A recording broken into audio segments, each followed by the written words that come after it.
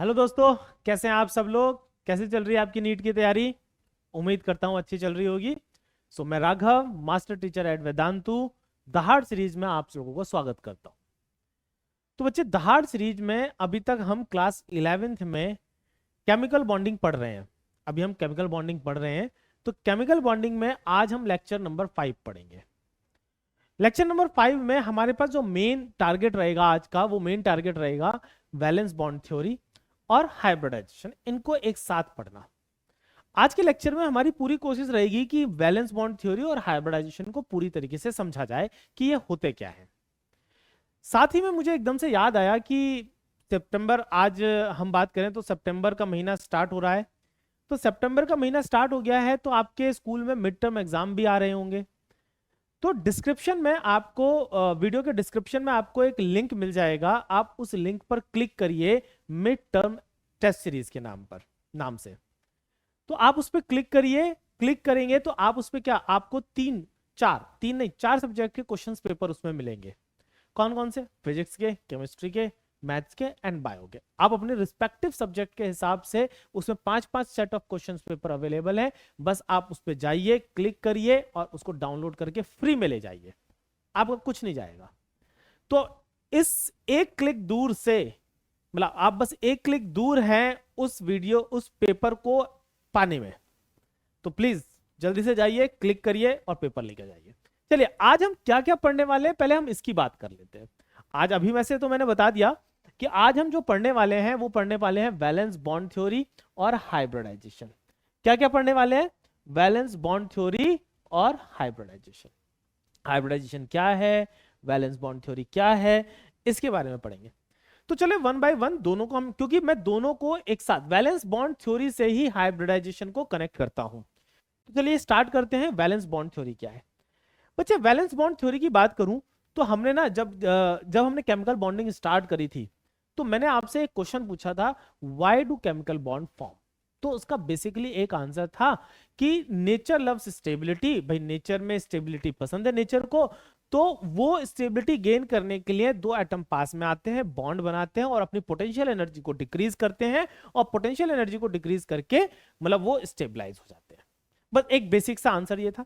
उसमें हुआ क्या था, दो हाइड्रोजन एटम एक दूसरे के पास में आए थे। एक दूसरे के पास में आए थे। जब पास में आ रहे थे तो एनर्जी धीरे धीरे धीरे धीरे धीरे डिक्रीज हो रही थी। This is the potential energy, this is the internuclear distance. जैसे जैसे एटम एक दूसरे के पास में आ रहे थे, वैसे वैसे पोटेंशियल एनर्जी डिक्रीज हो रही थी। एक समय आया था जहां पे पोटेंशियल एनर्जी मिनिमम थी।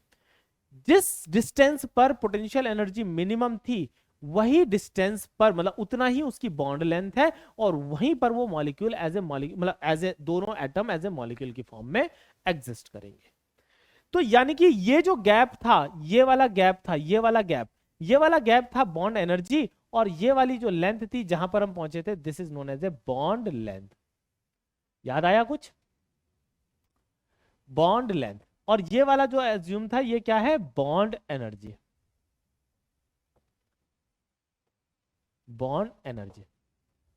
चलिए बच्चे, थोड़ा सा ना इसको और भी डिटेल में बात करते हैं। जब हाइड्रोजन, भाई अगर हम वैलेंस बॉन्ड थ्योरी के अंदर में बात करते हैं, तो वैलेंस बॉन्ड थ्योरी भी कुछ इसी चीज के बारे में बात करती है। वो कैसे करती है, हम आइए इसको समझते हैं। भाई वैलेंस बॉन्ड थ्योरी कैसे इस बॉन्ड फॉर्मेशन की चीज को समझाती है। वैलेंस बॉन्ड थ्योरी ये कहती है कि दो एटम पास में आए, ऑर्बिटल्स में इलेक्ट्रॉन्स अवेलेबल होते हैं। ठीक है, डेफिनेटली ऑर्बिटल्स में इलेक्ट्रॉन अवेलेबल होते हैं। वो ऑर्बिटल्स की ओवरलैपिंग करते हैं, डेफिनेटली ओवरलैपिंग कर लेंगे। ओवरलैपिंग करके एक बॉन्ड बनाते हैं। अब मैंने आपको लास्ट क्लास में ऑर्बिटल ओवरलैपिंग को समझाया था। आपको डिस्क्रिप्शन में उसका भी लिंक मिल जाएगा, नहीं तो आप प्ले लिस्ट में जाइए और उसको आप क्लिक करिए और वीडियो को प्ले करके आप देख सकते हैं। तो क्या हुआ, जब ऑर्बिटल ओवरलैप करते हैं तो मैंने बताया था there is a two type की ओवरलैपिंग हो सकती है, एक पॉजिटिव, एक negative. But here we consider only positive overlapping. जब हम बीबीटी को समझेंगे तो हम केवल और केवल पॉजिटिव ओवरलैपिंग को कंसिडर करते हुए चलेंगे। Here consider only positive overlapping. Here consider only positive overlapping. Means आपको यह ध्यान रखना है कि अगर दो एटम आ रहे हैं तो हम ये मान के चल रहे हैं कि वो अपने वैलेंस शेल के इलेक्ट्रॉन्स को यूज करते हुए, यानी कि वैलेंस ऑर्बिटल को यूज करते हुए एक ओवरलैपिंग करेंगे, और उस ओवरलैपिंग में केवल पॉजिटिव के बारे में सोचना है आपने, नेगेटिव के बारे में अभी यहां पर नहीं सोचना है। पहला पॉइंट क्लियर हो गया।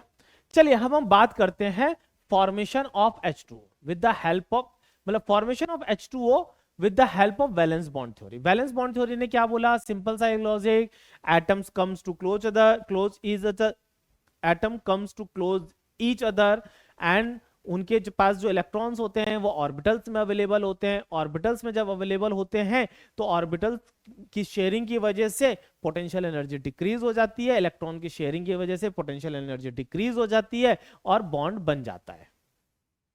भाई अब बॉन्ड कैसे बन रहा है इस चीज को हम यहां पर समझते हैं।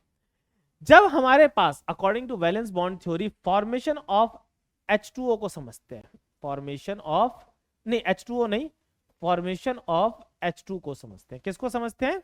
Formation of H2। आपको पता है हाइड्रोजन के पास एक न्यूक्लियस होता है और एक ही इलेक्ट्रॉन अवेलेबल होता है।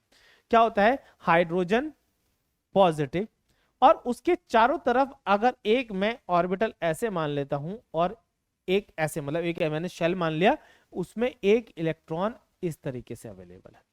ऐसी अनदर एटम, अनदर न्यूक्लियस, और न्यूक्लियस के चारों तरफ एक इलेक्ट्रॉन रिवॉल्व हो रहा होगा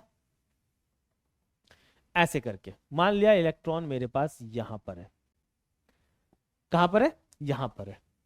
बेटा अब खुद देखिएगा, अगर मैं आपसे एक चीज पूछूं, आप मुझे यह बताइएगा बेटा कि इस इलेक्ट्रॉन और इसके बीच में एक क्या है? Force of attraction.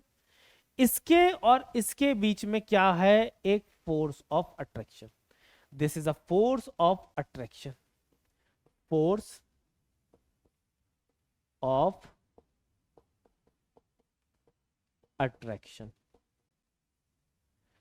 ठीक है, ये सबके माइंड में आ गया। This is force of attraction, force of attraction, this is force of attraction. जब ये एटम एक दूसरे के पास में आएंगे बेटा क्या होगा? जब ये एटम एक दूसरे के पास में आएंगे तो कुछ न्यू फोर्सेस काम करेंगे, और वो न्यू फोर्सेस कौन कौन से हैं आइए उसके बारे में बात करते हैं। न्यू फोर्सेस कौन कौन से होंगे आप सोचिए।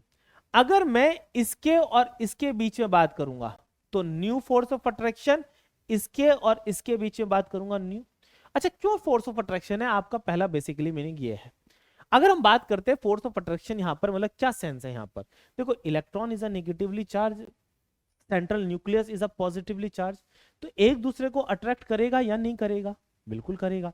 तो हमारे पास यहां पर अगर हम इसे बात करते हैं तो this is the new force of attraction.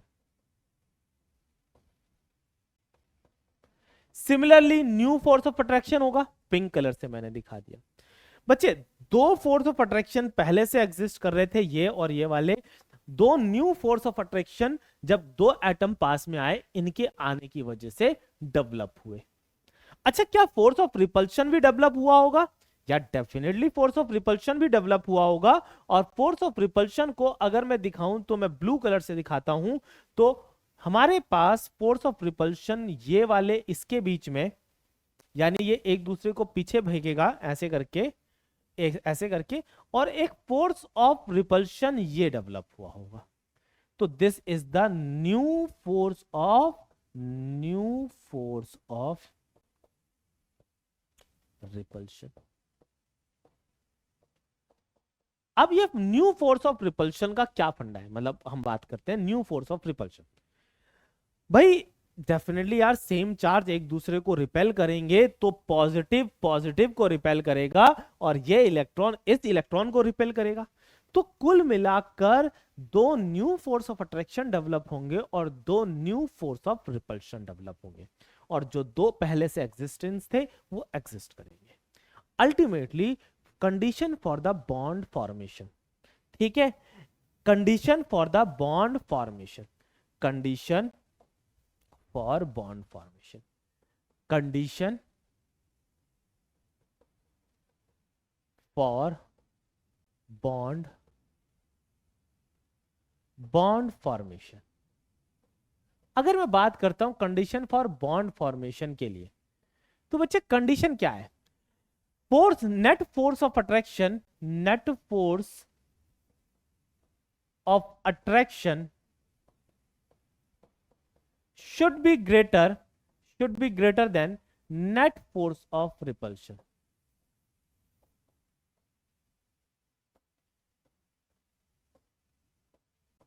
अगर ऐसा हो जाए, अगर ऐसा हो जाए तो हमारे पास क्या होता है कि बॉन्ड बन जाता है।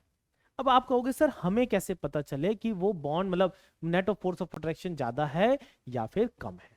भाई हमने तो देखा कि दो नए फोर्स ऑफ अट्रैक्शन डेवलप हुए, नए फोर्स ऑफ रिपल्शन भी दो नए डेवलप हुए। फिर कैसे जज करें, हम कैसे पता लगाएं? ये तो प्राइमरी कंडीशन पता चल गई कि भाई हाँ ठीक है, ऐसा होगा तो बॉन्ड बनेगा डेफिनेटली, क्योंकि फोर्स ऑफ अट्रैक्शन ज्यादा होगा, एटम एक दूसरे के पास में रहने के लिए मतलब उन्हें मजबूरी है कि वो रहना पड़ जाएगा, मतलब वो रहेंगे पास में क्योंकि अट्रैक्शन ज्यादा है। राइट नाउ हम कैसे पता लगाएं?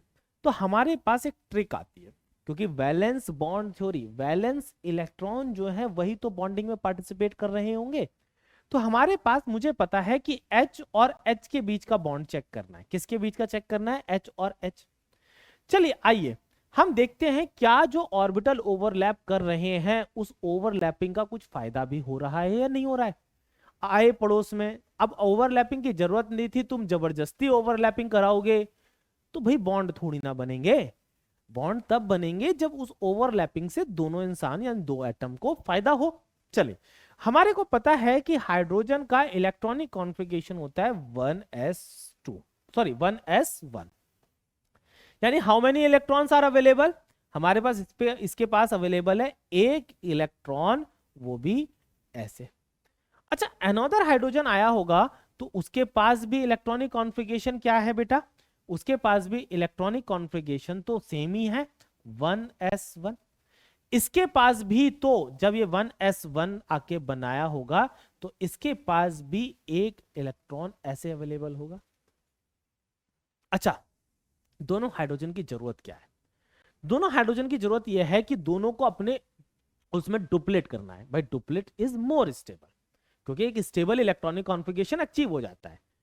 अब अपने आप से तो बेचारा कर नहीं पाएगा, उसे दूसरे हाइड्रोजन की हेल्प लगती है, और लगने की वजह से क्या होगा, ये दोनों ऑर्बिटल एक दूसरे के साथ शेयर करते हैं इलेक्ट्रॉन को, और शेयरिंग की वजह से एक सिग्मा बॉन्ड बनता है। और वो भी कौन सा सिग्मा बॉन्ड बनता है? इसका यहां पर कौन सा ऑर्बिटल यूज हुआ? एस। नीचे वाले का कौन सा यूज हुआ? एस। जब दोनों तरफ से एस ऑर्बिटल यूज होता है तो उस सिग्मा बॉन्ड को नाम दे दिया जाता है सिग्मा एस। पॉइंट क्लियर हो गया?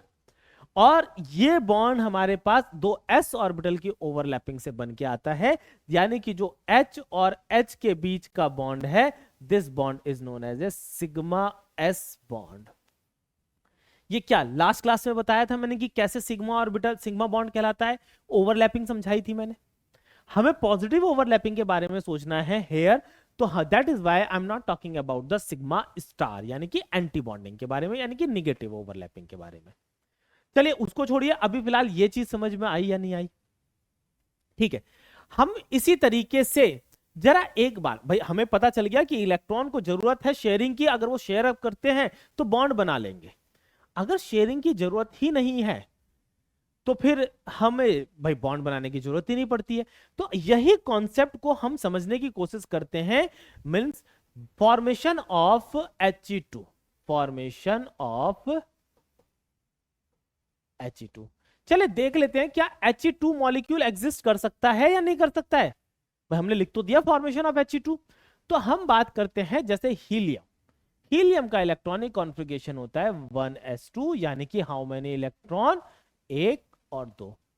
दूसरा हीलियम का होता है दैट इज द 1s2 और एक इलेक्ट्रॉन हमारे पास ऐसे और ऐसे। अच्छा आप कहोगे सर एरो ऐसे क्यों कर दिए? इससे कोई फर्क नहीं पड़ता बच्चे, चाहे एरो ऐसे दिखा दीजिए। No bond will form between these, no bond will form between two He atom, no bond will form form between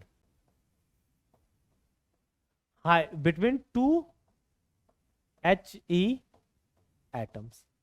क्यों नहीं बनेगा?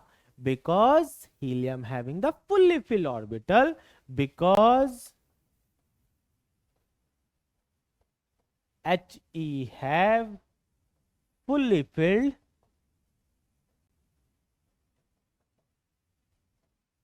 ऑर्बिटल. बच्चे फुल्ली फिल ऑर्बिटल है तो इसकी वजह से क्या होगा? No bond will form. We can say here in the case of He2 does not exist. Does not exist. जब बॉन्ड बनेगा ही नहीं तो वो एग्जिस्ट क्यों करेगा? नहीं करेगा. Means helium as a atom की फॉर्म में ही एग्जिस्ट करेगा नेचर में, यानी He ओनली. पॉइंट क्लियर हो गया? या वी कैन से हेयर कि bond of attraction, sorry force of attraction is less than force of repulsion. क्योंकि यहां दो इलेक्ट्रॉन अवेलेबल है. जब दो He एटम पास में आएंगे तो उन दो भी इलेक्ट्रॉन्स के बीच में भी रिपल्शन होगा. इसकी वजह से यहां फोर्स ऑफ रिपल्शन ज्यादा होगा as compare to force of attraction. Point clear हो गया कि कैसे हम पता लगाते हैं? चलो आप कहोगे सर ये कॉन्सेप्ट तो ठीक है, ये कॉन्सेप्ट कहीं और भी लग पाएगा. हम बात करते हैं फॉर्मेशन ऑफ N2 की. हम क्या बात करते हैं? Formation of N2. चलिए बच्चे एक हेडिंग लेते हैं, फॉर्मेशन ऑफ. क्या VBT इसके लिए भी एप्लीकेबल है? Formation of N2. चलो बच्चे फॉर्मेशन ऑफ N2 की बात करता हूं तो मेरे पास nitrogen as a electronic configuration 1s2 2s2 2p3. यानी अगर मैं इसके इलेक्ट्रॉन्स को लिखूंगा तो मेरे पास ऐसे करके एक p ऑर्बिटल, एक s ऑर्बिटल और एक p ऑर्बिटल. चलिए दूसरा नाइट्रोजन, इसके अंदर इलेक्ट्रॉन दिखाते हैं. 1 2 1 2 3.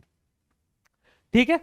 अगर हम दूसरे नाइट्रोजन की बात करते हैं तो हमारे पास दूसरे इलेक्ट्रॉन नाइट्रोजन के पास है 1s2 2s2 2p3.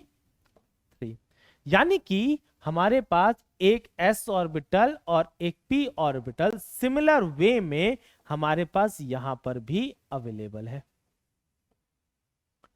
पॉइंट समझ में आया बेटा? अब हमारे पास होगा क्या? अब देखिए ध्यान से कि अगर मैं बात करता हूं यहां पर, भाई मैंने लास्ट क्लास में बताया था जब दो p ऑर्बिटल एक दूसरे के साथ ओवरलैप करते हैं तो एक सिग्मा 2 पाई बनते हैं. बताया था या नहीं बताया था? अब इसका अनपेयर्ड इलेक्ट्रॉन, ये वाला भाई यहां पर अनपेयर्ड, यहां पर अनपेयर्ड, यहां पर अनपेयर्ड, इस पर अनपेयर्ड, इस पर अनपेयर्ड, इस पर अनपेयर्ड. टारगेट क्या होता है? दो अनपेयर्ड इलेक्ट्रॉन को ओवरलैप कराकर हमें बॉन्ड बनाना होता है. तो एक बॉन्ड हमारे पास ये बन के आया इन दोनों की ओवरलैपिंग की वजह से, एक बॉन्ड हमारे पास इन दोनों की ओवरलैपिंग से बन के आएगा और एक बॉन्ड हमारे पास इन दोनों की ओवरलैपिंग से. इसमें से दो ओवरलैपिंग हमें पाई बॉन्ड बना के देंगी, जिसमें से और तीसरी ओवरलैपिंग हमें सिग्मा बॉन्ड बना के देगी. क्या देगा? Sigma bond. अब खुद ही सोच के बताइए, तीन बॉन्ड बने, तीन में से कौन सा? एक सिग्मा है और हमारे पास दो पाई बॉन्ड है. चलिए इसको अगर ऐसे स्ट्रक्चर में हम बनाते हैं तो नाइट्रोजन सिंगल ऐसे करके नाइट्रोजन. अच्छा वैलेंस शेल में दो इलेक्ट्रॉन यानी इस नाइट्रोजन पे दो इलेक्ट्रॉन बचे रह गए, इस नाइट्रोजन पे दो इलेक्ट्रॉन बचे रह गए. तो इस पर एज ए लोन पेयर आप चाहो तो दिखा दीजिए. एज ए लोन पेयर आप चाहो तो इसको दिखा दीजिए. ये पॉइंट क्लियर हुआ? आप कहोगे सर ये तो और भी, चलो ये तो समझ में आ गया, एक और एग्जांपल देके बता दीजिए. चलिए बच्चे मैं एक एग्जांपल और बात करता हूं. तो मेरे पास एक एग्जांपल अगर मैं और बात करता हूं तो मैं करता हूं फॉर्मेशन ऑफ.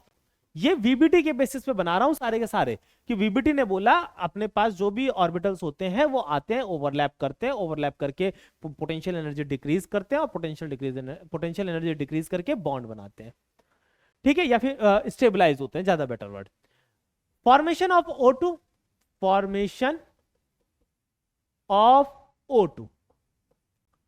हमारे पास oxygen similar pattern 1s2 2s2 2p6 3s2 अरे ज्यादा नहीं हो गया बेटा, ज्यादा हो गया यहां पर 3 2p4, यानी कि एक इलेक्ट्रॉन यहां और 4 इलेक्ट्रॉन ऐसे करके यहां पर। ऐसे दूसरा ऑक्सीजन आएगा तो दूसरा ऑक्सीजन में भी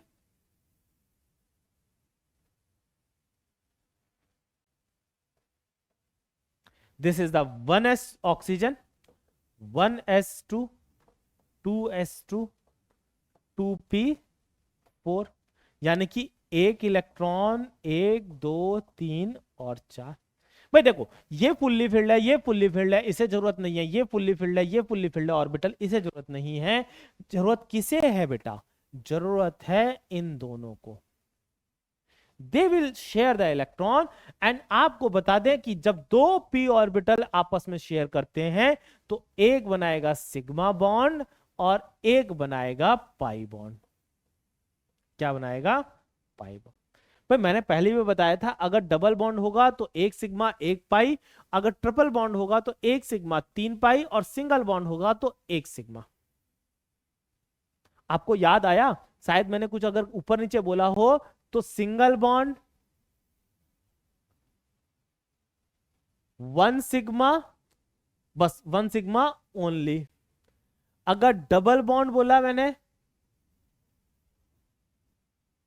तो 1 सिग्मा एंड 1 पाई बॉन्ड। अगर ट्रिपल बॉन्ड बोला मैंने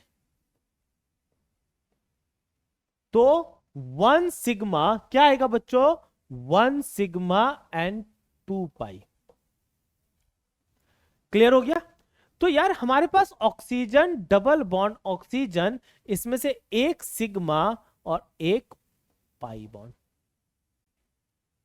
आपको समझ में आ गया भाई? एक सिग्मा एक पाई। अच्छा सिग्मा का नाम क्या होगा? इस सिग्मा का नाम होगा सिग्मा पी। अच्छा इस पाई का नाम क्या होगा? इस पाई बॉन्ड का नाम होगा पी पाई, पी पाई। ये चीज क्लियर हो गई? पी पाई पी पाई। सर अभी तक तो आपने सेम सेम एटम ले लिए, O2 N2 H2, हीलियम में देख लिया कि हीलियम एग्जिस्ट नहीं करता। चलो हेट्रो एटम ले लेते हैं। हेट्रो एटम का मींस, जैसे सपोज इट मैंने एग्जांपल लिया फॉर्मेशन ऑफ PH3। मैंने किसकी बात करी? फॉर्मेशन ऑफ PH3 की बात करते हैं। तो I am taking another example, that is a formation of PH3।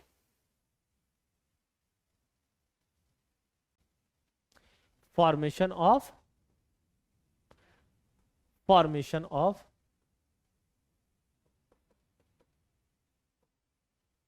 PH, acid base वाला पीएच नहीं समझना है आपने, PH3। चलिए PH3 के बारे में बात करते हैं। अगर if I am talking about the PH3, तो बच्चे इसके हिसाब से अगर मैं देखता हूं तो फास्फोरस का इलेक्ट्रॉनिक कॉन्फ़िगरेशन, फास्फोरस का इलेक्ट्रॉनिक कॉन्फ़िगरेशन होगा 1s2 2s2 2p6 3s2 और 3p3। अगर मैं बात करता हूं तो एक s इस तरीके से और 3p ऐसे करके हमारे पास अवेलेबल है। एक एक इलेक्ट्रॉन एक एक इलेक्ट्रॉन एक एक इलेक्ट्रॉन। भाई p ऑर्बिटल में एक एक इलेक्ट्रॉन है ईच ऑर्बिटल के पास, p सब शेल में। अच्छा हाइड्रोजन की बात करूं बच्चे, तो हाइड्रोजन होता है 1s1। इसके पास एक एम्प्टी इलेक्ट्रॉन, मतलब एक ऐसा ऑर्बिटल है जिसमें सिंगल इलेक्ट्रॉन अवेलेबल है। भाई साहब अब होगा क्या? एक एक हाइड्रोजन इनके पास जाएगा ऐसे करके, अपने ऑर्बिटल की शेयरिंग करेगा। किसके साथ?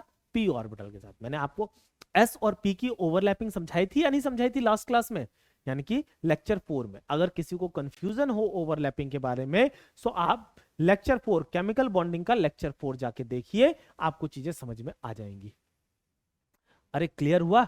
तो बच्चे हमारे पास क्या हुआ, अगर हम बात करते हैं यहां पर तो ध्यान से देखिएगा, एक हाइड्रोजन यहां पर आकर इलेक्ट्रॉन शेयर करेगा, हाइड्रोजन हाइड्रोजन हाइड्रोजन, इनके साथ बॉन्ड बनाएगा। जब बॉन्ड बनाएगा तो ध्यान से देखना, मैं बात करता हूं P की। मेरे पास p ऑर्बिटल में एक तो मेरे पास ऑर्बिटल बेटा मैंने ऐसे बनाया, दिस इज द p, क्या बनाया मैंने,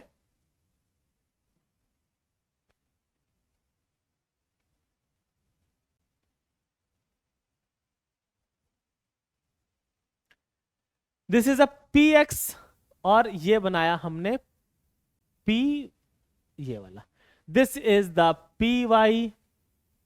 ओके, py बच्चे कैसे बनेगा, this is the py, this is the pz, और दिस इज द px। आपको एक्स वाई जेड एक्सेस तो आते ही होंगे भैया। एक्स एक्सेस कैसा है, ऐसा, आप अपनी हैंड्स को ओपन करिए। वाई एक्सेस इस तरीके से, आपके हैंड्स आमने सामने वाला, जो आप जिस जिस डायरेक्शन में आप देख रहे हैं। जेड एक्सेस कौन सा एज्यूम करना है केमिस्ट्री में, जिस डायरेक्शन में आप खड़े होते हैं। पॉइंट क्लियर हो गया। अच्छा, x orbital, P x orbital, this is like ऐसे ऑर्बिटल ऐसे करके, पी वाई ऐसे, पी जेड ऐसे। अब सोचो किसी एक लोब से तो और मतलब ओवरलैपिंग करानी और एज्यूम करके चलनी है कि पॉजिटिव ओवरलैपिंग होनी है। भाई अगर पॉजिटिव ओवरलैपिंग आपको एज्यूम करनी है तो हमारे पास एस ऑर्बिटल कुछ इस तरीके से आएगा, और अगला एस ऑर्बिटल कुछ इस तरीके से आएगा, और अगला एस कुछ इस तरीके। ये जो ऑर्बिटल आएंगे बच्चे, क्योंकि देखो पी एक्स भाई किसी एक डायरेक्शन से आएगा, पी वाई किसी एक डायरेक्शन से, पी जेड, यानी आपस में कौन सा एंगल बना रहे होंगे, आपस में 90 डिग्री का एंगल बना रहे होंगे। पॉइंट समझ में आया, आपस में कितना बना रहे होंगे, 90 डिग्री का एंगल। तो हमारे पास पी एच एच और मतलब ईच ऑर्बिटल एक मतलब ईच बॉन्ड एक दूसरे के साथ 90 डिग्री का एंगल बना रहा होगा, और एक लोन पेयर इस फास्फोरस पे अवेलेबल होगा। तो देखो ये पॉइंट क्लियर हो गया। बॉन्ड एंगल यहां पर कितना मिल जाता है हमें, लगभग लगभग 90 डिग्री मिल जाता है, थोड़ा बहुत वेरी करता है, लगभग लगभग 90 डिग्री मिल जाता है। बॉन्ड एंगल 90 डिग्री हो गया, और bond strength similar and similar bond strength. चलिए, हमने वीबीटी के हिसाब से ये प्रिडिक्शन किया, एक्सपेरिमेंट में हमने देखा कि हमें ऐसा ही डेटा मिल रहा है। ठीक है, मींस हमने जो वीबीटी में भाई बात करी, जिसके बारे में, जिस कॉन्सेप्ट के बारे में हमने वीबीटी में बात करी, वो जितने भी एग्जांपल्स मैंने लिए, एक्सपेरिमेंट उन सब एग्जांपल्स को प्रूफ मतलब वैलिड कर देता है, मतलब बता देता है कि नहीं हाँ भाई चीजें ठीक है। आइए एक नया कंपाउंड पढ़ते हैं। नया क्या मतलब, एक कंपाउंड और पढ़ते हैं और उसके बारे में वीबीटी के अकॉर्डिंग क्या डेटा हो रहा है। और दूसरा अगर हम देखते हैं कि भैया भाई हमारे पास एक्सपेरिमेंट क्या बता रहा है, इस चीज को समझते हैं। जब बच्चे अगर हम इस चीज को समझते हैं तो हमारे पास क्या होगा कि फॉर्मेशन ऑफ CH4, क्या पढ़ना है हमें बच्चे, formation of CH4, formation of CH4। Formation of CH4 की बात करता हूं। कार्बन इलेक्ट्रॉनिक कॉन्फ़िगरेशन 1s2, दूसरा 2s2, या 6 होता है तो दैट इज द 2p2। अगर मैं इसकी बात करता हूं तो हमारे पास होते हैं एक s ऑर्बिटल में एक इलेक्ट्रॉन, और p ऑर्बिटल में बेटा हमारे पास कितने इलेक्ट्रॉन हो गए, 1 और 2। हुआ क्या, 4 हाइड्रोजन है। 4 हाइड्रोजन हमें पता है CH4 नेचर में एग्जिस्ट करता है। 4 हाइड्रोजन कार्बन के पास पहुंचे। कार्बन के पास पहुंचने के बाद क्या, कार्बन से बोला भैया हमें बॉन्ड बनाना है, बताइए क्या करा जाए। तो कार्बन कहता है मेरे पास 2 इलेक्ट्रॉन अनपेयर्ड हैं, आप आइए बॉन्ड बना लीजिए। हाइड्रोजन कहते हैं नहीं भैया 4 ही बनाएंगे, नहीं तो कम से काम नहीं चलेगा। तो ये ग्राउंड स्टेट होता है जब हाइड्रोजन पास आता है। तो हाइड्रोजन के पास आने की वजह से इलेक्ट्रॉन इलेक्ट्रॉन रिपल्शन होता है, और जिसकी वजह से ये इलेक्ट्रॉन, ये एटम जो है मतलब सॉरी, ये ऐसे करके जंप कर जाता है, और ये ऐसे ऐसे ऐसे और ऐसे बना देता है। भाई समझ में आया, मतलब क्या हुआ, ग्राउंड स्टेट में था, 2 ही अनपेयर्ड इलेक्ट्रॉन थे, 4 हाइड्रोजन आए, अब क्या करा जाए। चारों हाइड्रोजन ने कहा भैया बनाएंगे तो चारों बॉन्ड बनाएंगे, नहीं तो नहीं बनाएंगे। तो कार्बन के दिमाग में एक तरकीब सोची, कार्बन ने क्या करा, ठीक है तुम आए हो तो तुम्हारे पास के इलेक्ट्रॉन मेरे पास के इलेक्ट्रॉन की वजह से कुछ रिपल्शन क्रिएट हुआ है, उस रिपल्शन की हेल्प से मैं इलेक्ट्रॉन को जंप करा दूंगा। ठीक है, कार्बन ने कहा, कार्बन ने इलेक्ट्रॉन जंप करा दिया, किसकी वजह से, हाइड्रोजन और कार्बन के इलेक्ट्रॉन्स के रिपल्शन की वजह से। ठीक है, इलेक्ट्रॉन जंप हो गया। अब वीबीटी के हिसाब से क्या होगा, वीबीटी के हिसाब से हमारे पास ये भाई साहब इसके साथ बॉन्ड बना लेने चाहिए। जब बॉन्ड बनाएंगे तो according to VBT, according to, अगर हम अकॉर्डिंग टू वीबीटी अगर हम बात करें तो हमारे पास 3 सिग्मा बॉन्ड जो बनेंगे, 3 बॉन्ड्स जो हैं वो सेम स्ट्रेंथ के हैं। और 3 बॉन्ड कौन से हैं बेटा, हम बात करें तो 3 बॉन्ड होंगे हमारे पास सिग्मा एस और पी, और 1 बॉन्ड होगा, 1 बॉन्ड होगा that is a sigma S S. जो 3 बॉन्ड होंगे should have same strength, should have same strength, should have, अगर हम ऐसे नहीं, अगर हम बात करते हैं कंक्लूजन में अकॉर्डिंग टू वीबीटी तो इट मींस होना क्या चाहिए हमारे पास, 3 bonds have same strength and 1 bond have different,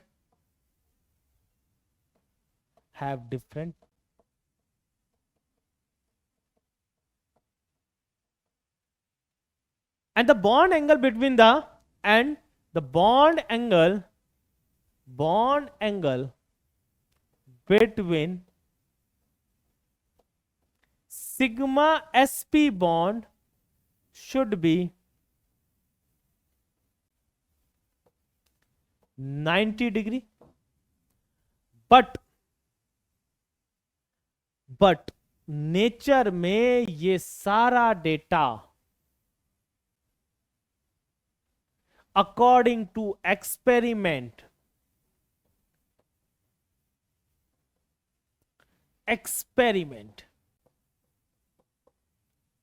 this is wrong। तो एक्सपेरिमेंट क्या बोलता है, एक्सपेरिमेंट हमारे पास ये बोलता है बच्चों कि according to experiment all the bond, मतलब चारों बॉन्ड की जो स्ट्रेंथ है, मतलब bond strength of all the 4 bond are same and the bond angle is 109.4। so according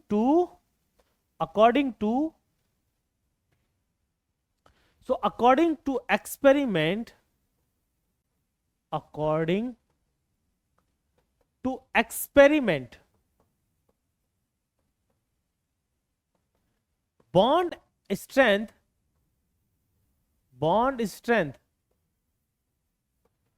of CH4 bond, all CH bond are same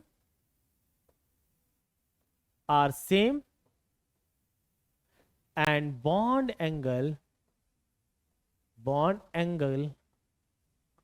is 109.4 degree. तो हुआ क्या होगा भाई, क्या हुआ होगा, हम फिर क्या करें ऐसा, भाई हमारी वीबीटी तो ये कह रही है कि भाई ऐसा ऐसा ऐसा होना चाहिए, बट नेचर में गए, एक्सपेरिमेंट किया हमने, एक्सपेरिमेंटल डेटा कहता है ना भैया ऐसा नहीं है। एक्सपेरिमेंटल डेटा बोलता है जितने भी CH बॉन्ड हैं ये एक तो सेम स्ट्रेंथ के हैं, और इन CH बॉन्ड के बीच का जो बॉन्ड एंगल है, सभी CH बॉन्ड के बीच का जो बॉन्ड एंगल है वो 109 है, 109.4 है। तो क्या हुआ होगा ऐसा, चलिए आइए इसको समझते हैं। Now understand the new concept, now understand the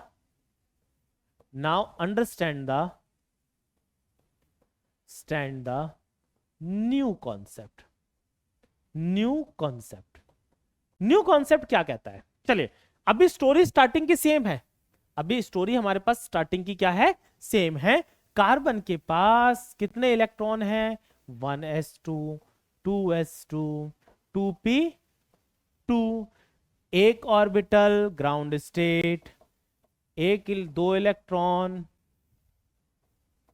एक, दो, हाँ, 4 हाइड्रोजन आए कार्बन के पास। कार्बन ने कहा भैया दो ही बॉन्ड अवेलेबल, दो ही अनपेयर्ड इलेक्ट्रॉन है। हाइड्रोजन ने कहा नहीं भैया हमें तो चारों को बॉन्ड बनाना है। Ground state, sorry excited state, excited state, एक इलेक्ट्रॉन को हमने क्या कर दिया, जंप करा दिया। 1 2 3, चलो जंप हो गया एक इलेक्ट्रॉन, समझ में आ गया। अब हाइड्रोजन आ गए बॉन्ड बनाने के लिए, पर हाइड्रोजन के मन में किसी ने ना क्या कर दिया, झूठ झूठ बोल दिया, मतलब उन्हें ना वो कर दिया कि भड़का दिया। भड़काया क्या, जब हाइड्रोजन बॉन्ड बनाने आए तो वो 1s और 3p, एक हाइड्रोजन नाराज हो गया, कह रहा भैया नहीं ऐसे नहीं चलेगा, आपने मेरे को s ऑर्बिटल दे रहे हो ओवरलैपिंग के लिए, इन्हें p ऑर्बिटल दे रहे हो, ऐसे तो चलेगा ही नहीं, भेदभाव नहीं। तो यार बेचारा कार्बन फिर परेशान। ये अकॉर्डिंग टू थ्योरी हम समझ रहे हैं, थोड़ा सा ट्विस्ट करके एक इंटरेस्टिंग तरीके से। तो कार्बन ने हमारे पास क्या करा यार, कार्बन परेशान कि भाई अब क्या करा जाए, 4 हाइड्रोजन, 4 ऑर्बिटल तो है अनपेयर्ड मेरे पास, जिसमें अनपेयर्ड इलेक्ट्रॉन 4 ऑर्बिटल तो है, पर यार सब एक जैसे नहीं है, 3 एक जैसे हैं, एक नहीं है। वो माने ही ना, हाइड्रोजन माने ही नहीं, हाइड्रोजन कह रहे हैं भैया हमें तो सेम जैसा एनवायरमेंट चाहिए। तो कार्बन क्या करता है, कार्बन कहता है रुको, कार्बन रुकने के लिए कहता है और कहता है रुको मैं चारों ऑर्बिटल को मिक्स करता हूं और मिक्स करके 4 नए ऑर्बिटल बनाता हूं और हर एक को एक एक इलेक्ट्रॉन देता हूं। इसको कुछ ऐसा समझो कि आपके घर में 4 मेहमान आए और चारों मेहमान, मतलब ठीक है 4 दोस्त आए आपके घर में कोई, तो आपके पास घर में 4 लड्डू हैं, पर 4 लड्डू कौन कौन से हैं, 1 बूंदी का और 3 बेसन के। आपने वो चारों लड्डू उनके सामने रख दिया और बोल दिया कि लीजिए भाई सब एक एक लड्डू खाइए। चारों दोस्तों में से एक दोस्त कह रहा है नहीं भैया ऐसे नहीं चलेगा, तुम मुझे तो मतलब बूंदी का दे रहे हो लड्डू और सबको बेसन का लड्डू दे रहे हो। तो यार वो होस्ट, घर का होस्ट क्या करे, फिर परेशान है भाई ऐसा क्या करे। तो होस्ट क्या करता है, वापस जाता है किचन में, चारों लड्डू को फोड़ता है, मिक्स करता है, मिक्स करने के बाद 4 नए लड्डू बनाएगा और 4 नए लड्डू कौन से बन के आएंगे, एज भाई बेसन के और बूंदी के, चारों के चारों आप बेसन के और बूंदी के बनेंगे। तो सिमिलर पैटर्न होता है, there are 4 new orbitals and these orbitals are known as, एक s और 3 p मिलके बने हैं तो sp3। अब हमारे पास हाइड्रोजन कहेगा अब ठीक है, हाइड्रोजन भाई सब पहुंचे, एक हाइड्रोजन इससे, एक हाइड्रोजन इससे, एक हाइड्रोजन इससे, एक हाइड्रोजन इससे। तो यार ये जो नया कॉन्सेप्ट है ना, ये जो intermixing, this intermixing of orbital, this intermixing of orbital is known as hybridization. This intermixing of orbital is known as hybridization. Point clear हो गया मैंने क्या बताया आपको, ठीक है। अब इसी कॉन्सेप्ट को हम प्रॉपर डिटेल में पढ़ते हैं कि भाई ये इंटरमिक्सिंग कैसे हो रही है, क्यों हो रही है, क्या रीजन है, क्या क्या हमें ध्यान रखने, क्या फीचर्स हैं इसके, क्या क्या कंडीशंस हैं कि कब होगी कब नहीं होगी। आप सबको समझ में आया?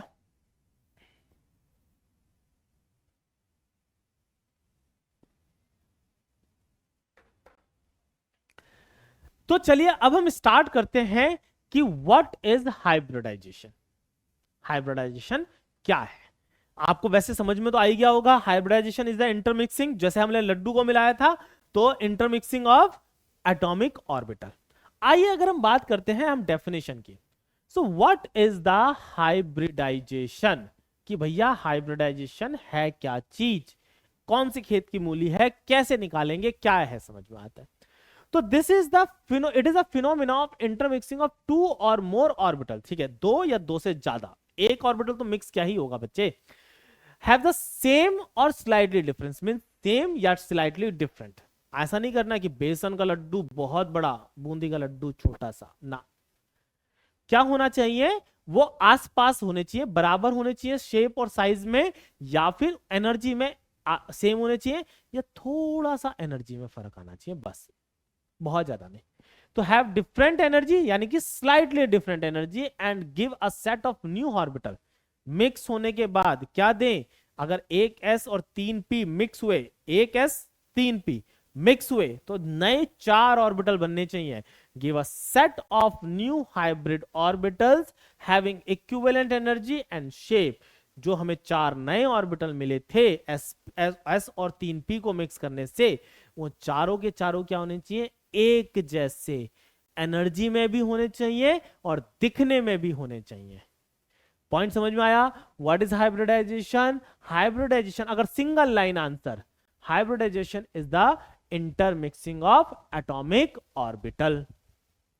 चलिए नेक्स्ट बात करते हैं कुछ साइलेंट फीचर्स। भाई हम हाइब्रिडाइजेशन पढ़ने जा रहे हैं, तो क्या क्या साइलेंट फीचर्स मींस क्या क्या हमें ध्यान रखना है, क्या उसकी प्रॉपर्टी है। ठीक है, चलिए, the number of hybrid orbitals form is equal to number of atomic orbitals and get hybridize. अगर आपने एक s और 3p लिए हैं, तो यानी 4 ऑर्बिटल को मिक्स कर रहे हो, तो 4 ही नए ऑर्बिटल बनेंगे। पहला criteria. The hybridize orbitals are always equivalent in energy and shape. जो 4 नए सेट ऑफ ऑर्बिटल बने, यानी कि जो नए हाइब्रिडाइज ऑर्बिटल बने, वो चारों के चारों को क्या होना चाहिए, सेम एनर्जी, साइज और दिखने में भी सेम होने चाहिए। The atomic orbitals are involved in hybridization can be empty, half filled, completely filled। अभी मैं बताता हूं भाई, जो ऑर्बिटल्स हाइब्रिडाइजेशन में पार्टिसिपेट कर रहे हैं, वो एम्प्टी भी हो सकते हैं, फुल्ली फिल्ड भी हो सकते हैं, और हाफ फिल्ड भी हो सकते हैं। हमारे कोर्स में अभी जो चैप्टर चल रहा है, उसके हिसाब से हाफ फिल्ड और फुल्ली फिल्ड का इन्वॉल्वमेंट होगा। एम्प्टी का मतलब एम्प्टी ऑर्बिटल का हाइब्रिडाइजेशन हम क्लास 12th में पढ़ेंगे। चलो, the hybridized orbital have 2 lobes. हमारे पास hybridized orbitals have 2 lobes, one is larger and the other larger and other than other, larger than other। मतलब 2 लोब्स होती हैं, 2 लोब्स में से एक लोब खूब बड़ी होगी और दूसरी लोब छोटी सी होगी। लाइक ऐसे समझ लीजिए कि मैंने पेन को यहां से पकड़ा, एक लोब ऐसे स्फेयर ऐसे ऐसे बना देना है, यहां पर इसको ऐसे छोटा सा बल्ब, और इस पर एक बड़ा सा बल्ब बैलून लगा देना है। मतलब ऐसा समझ लो, 2 बैलून आपने होल्ड करे, एक बहुत छोटा सा बैलून होल्ड कर लिया, एक बहुत बड़ा सा बैलून होल्ड कर लिया, तो ऐसा कुछ हाइब्रिडाइज्ड ऑर्बिटल नजर आता है। अब इसमें से larger lobe are more effective in overlapping. Overlapping का काम कौन करता है? जो लार्जर वाला लोब था, वही ओवरलैपिंग में पार्टिसिपेट करता है with other atomic orbitals and forming stable bond. The hybridized orbitals are directed in a certain direction in a space which will have stable arrangement, and the type of hybridization give the geometry of the molecule। अब ये जो hybridized orbitals हैं, इनके जो बड़े वाले lobe हैं, ये स्पेस में एक फिक्स या स्पेशल अरेंजमेंट इनका फिक्स होगा अकॉर्डिंग टू द कितने ऑर्बिटल हाइब्रिडाइज हुए हैं। मान लो 5 बने, चलो मान लो 4 बने, 4 के हिसाब से, 4 ऑर्बिटल के हिसाब से जो स्पेस में दूरी, डिस्टेंस मैक्सिमम हो सकती है, उस मैक्सिमम डिस्टेंस पर ये रहना पसंद करेंगे। अब यहां पर इस वाले पॉइंट में आपकी वीबीटी इस्तेमाल होगी, सॉरी वीबीटी कह रहा हूं, वेस्पर थ्योरी इस्तेमाल होगी। जब हमने वेस्पर थ्योरी पढ़ी थी, तो क्या पढ़ा था कि इलेक्ट्रॉन इलेक्ट्रॉन के बीच में रिपल्शन होता है और वो मैक्सिमम डिस्टेंस पर रहना पसंद करते हैं। सिमिलरली देखो, आपको पता चला था ऑर्बिटल्स, ऑर्बिटल्स में इलेक्ट्रॉन यानी हाइब्रिडाइज्ड ऑर्बिटल, इलेक्ट्रॉन्स, और वो मैक्सिमम दूरी पर रहेंगे। चलो उसको समझेंगे। चलिए नेक्स्ट आता है हाइब्रिडाइजेशन में जो नेक्स्ट साइलेंट फीचर है, hybridized orbital are usually involve only in the sigma bonds, pi bonds involves the overlap of unhybridized orbitals. अच्छा, खास बात, इसका एक लोब बहुत छोटा होने की वजह से ये पाई बॉन्ड नहीं बना पाता। अगर हम इसमें सेंटेंस में नीचे लिखते हैं, तो सिग्मा बॉन्ड 2 रीजन से, मतलब अगर मैं बोलूं हाइब्रिडाइज्ड ऑर्बिटल क्या बनाएगा, हाइब्रिडाइज ऑर्बिटल कैसे बनेगा? ऑर्बिटल क्या बना पाएगा? ऑर्बिटल ऑर्बिटल क्या बनाएगा? Sigma bond. अनहाइब्रिडाइज ऑर्बिटल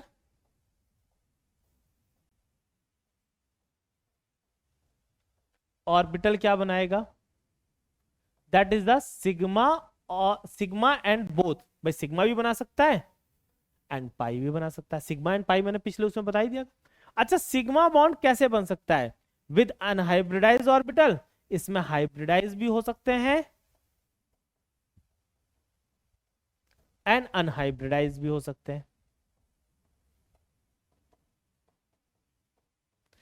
अगर मैं बात करता हूं पाई, तो only unhybridised,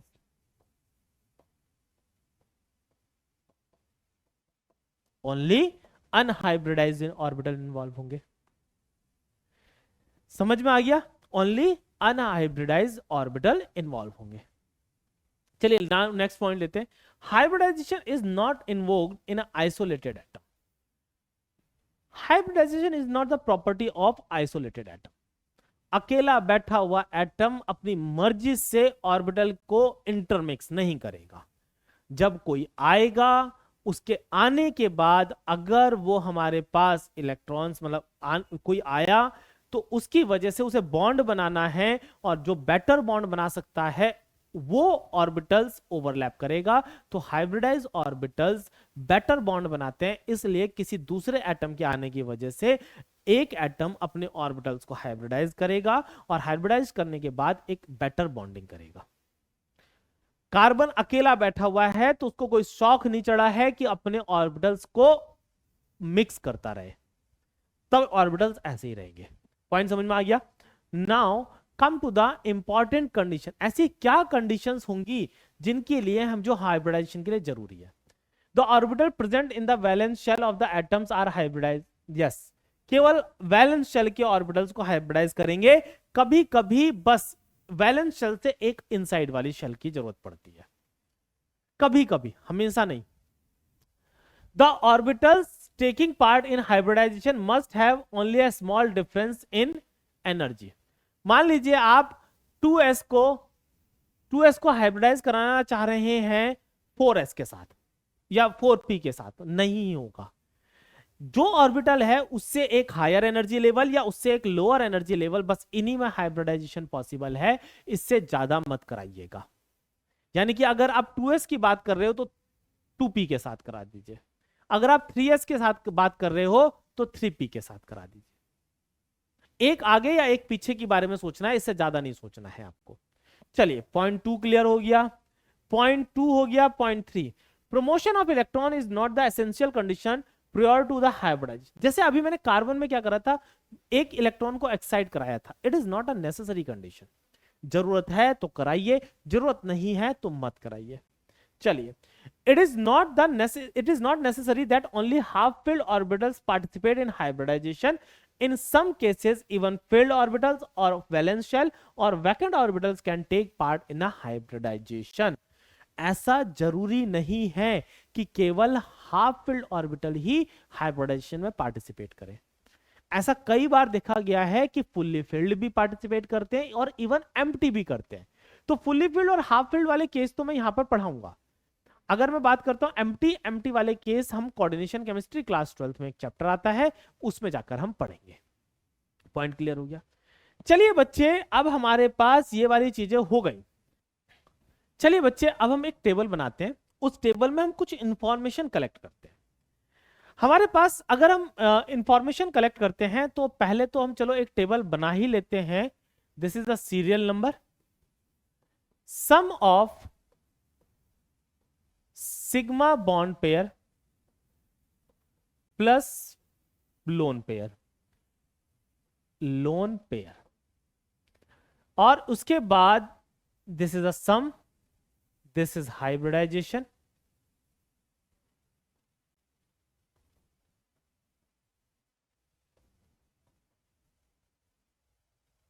orbitals involve, orbital involve,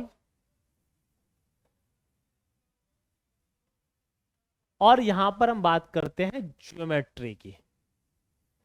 geometry, चलिए अगर हम बात करते हैं यहां पर सीरियल नंबर, सीरियल नंबर हमने लिखा 1।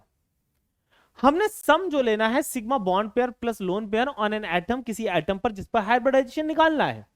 अगर वो सम 2 आया तो यानी कि हाइब्रिडाइजेशन होगा sp, एक s orbital plus any one p orbital, orbital.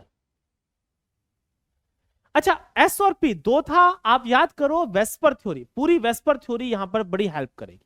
According to VSEPR theory अगर सम 2 था तो AB2 टाइप का स्ट्रक्चर हो रहा था, और AB2 का स्ट्रक्चर का जो ज्योमेट्री थी वो थी लीनियर। पहला पॉइंट कंप्लीट। आइए बात करते हैं सेकंड की। If I am talking about the second one, तो सम क्या है हमारे पास 3, हाइब्रिडाइजेशन sp2, यानी कि एक s 2p इन्वॉल्व है, तो 1s plus any 2p orbital, 2p orbital, तो this is known as a, अच्छा याद करो 3 AB3 यानी कि हमारे पास ट्राइगोनल प्लेनर, ट्राइगोनल प्लेनर, सबको बोर्ड में दिखाई दे रहा है। चलिए अगली बात कर लेते हैं। अगर हम अगले उसकी बात करते हैं तो हमारे पास 1 2 देन आता है थर्ड, तो 2 और 3, अब हमारे पास इसमें क्या आया सम 4। अगर सम 4 आता है तो एक s और 3 p मिलते हैं sp3, तो इसमें s plus p x plus p y plus p z. आप कहोगे सर एनी 3p क्यों नहीं लिखे? अरे भैया 3 ही ऑर्बिटल होते हैं p सब शेल में। ज्योमेट्री टेट्राहेड्रल आपको याद होगी, टेट्राहेड्रल, याद आ गया ज्योमेट्री टेट्राहेड्रल। आइए टेबल को आगे फर्दर कंप्लीट करते हैं। हमारे पास अगर सम हमारे पास आता है 5, तो यानी कि sp3d। अब बच्चे डिपेंड करता है d ऑर्बिटल कौन सा आएगा। अभी हमारे कोर्स में जो d ऑर्बिटल आएगा मैं उसी को यहां पर लिखूंगा। अगर d ऑर्बिटल आया s plus p x plus p y plus p z plus d, हमारे पास आएगा d z square.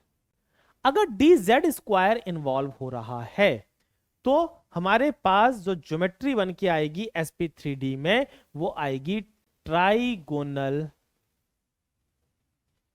Bi pyramidal.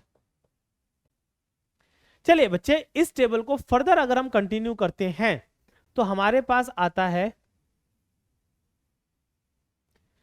अगला आता है 4 के बाद 5, यानी कि हमारे पास 6 नंबर आएगा एंड दिस इज sp3d2। अब d2 में कौन कौन से नए ऑर्बिटल आएंगे? s plus p x plus p y plus p z plus d z square plus d x square minus y square. अगर डी जेड स्क्वायर और x square minus y square involve होते हैं तो ये हो जाएगा बच्चे ऑक्टाहेड्रल। अगर बेटा हमारे पास अब इधर स्पेस नहीं बच रहा है तो मैं नेक्स्ट पेज में इसको जाके ऐड करता हूं। तो नेक्स्ट पेज पे हमारे पास टेबल में ये था सीरियल नंबर।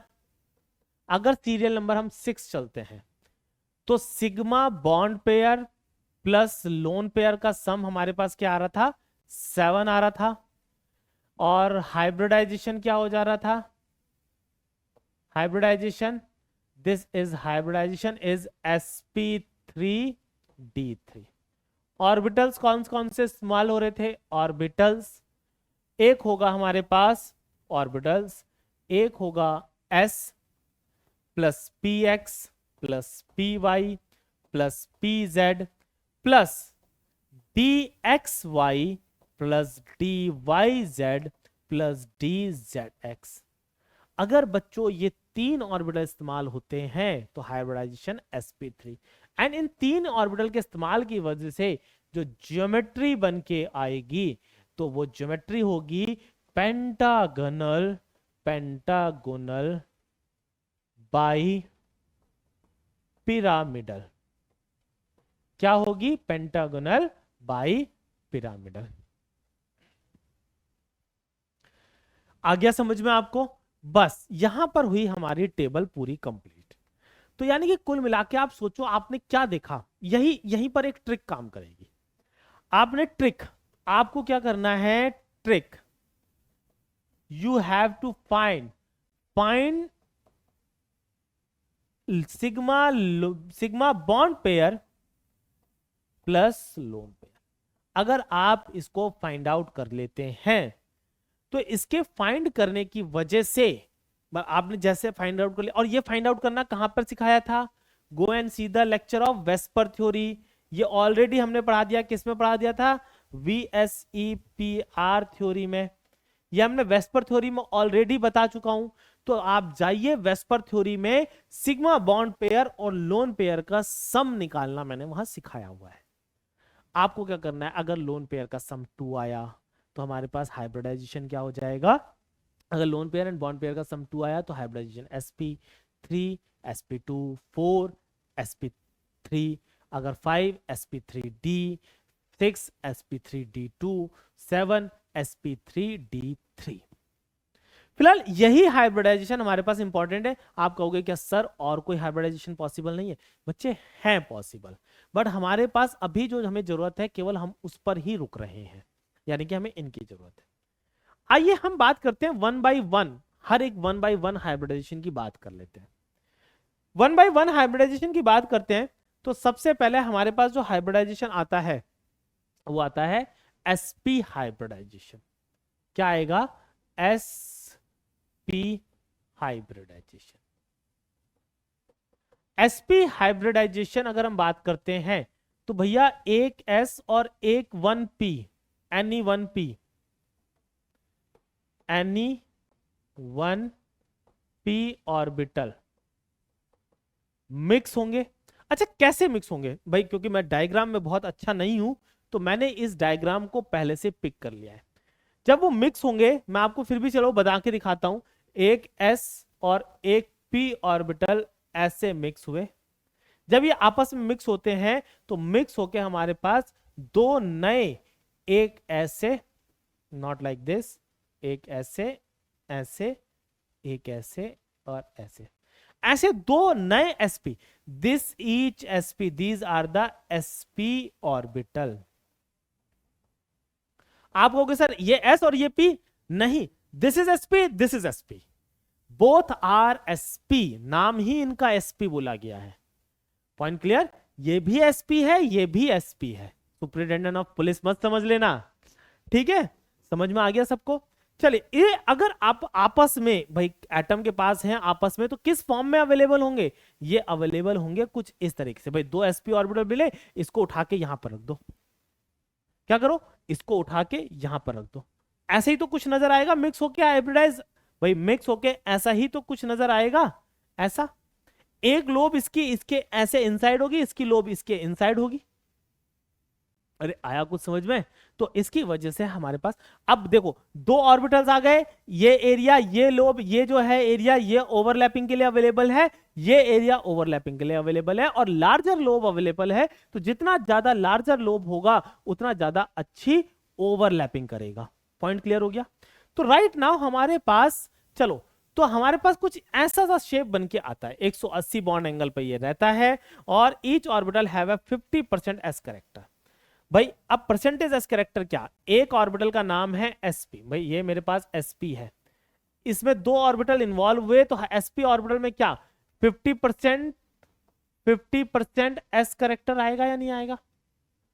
अरे भाई दो ऑर्बिटल जिसमें से एक s एक p, तो आधा हिस्सा तो s का होगा ना भाई उसमें।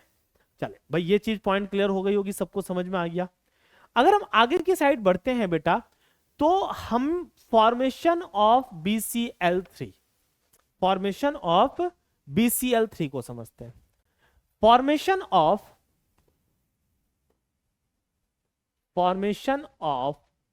BeCl2। यार बच्चे देखो, मैं आपको पहले ट्रिक से बता देता हूं। Now come to the first trick. Beryllium के पास कितने इलेक्ट्रॉन?